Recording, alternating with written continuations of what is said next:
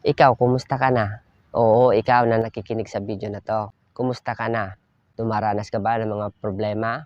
May financial problem ka ba? Love life? Or mga pagsubok na dumarating sa'yo? Nanghihina ka na ba? Saan ka ba kumukuha ng lakas? Sa tao ba? Kasi kung sa tao, mauubos din yan. Mawawala na ang gana makinig sa mga problema mo kung paulit-ulit ka na lang nagkakamali. Pero ang pinakamaganda na pagsabihan mo ng lahat ng problema mo, walang hiba si God.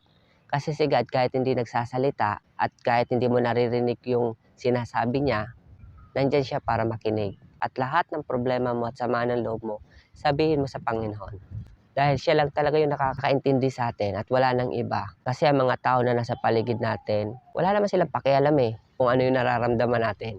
Si God lang yung may pakialam Kasi 2,000 years ago namatay siya. Ipinakita niya sa atin lahat na mahal niya tayo para iligtas tayo at someday, makasama natin siya sa langit. Kaya ikaw na nakikinig sa video na to, dumaranas ka ng problema, financial, love life, wala kang ibang pagkakatiwalaan kundi si Lord. Dahil mahal ka niya at gusto ka niyang protektahan. Magtiwala ka sa kanya at kung nahihirapan ka magtiwala sa kanya, encourage yourself.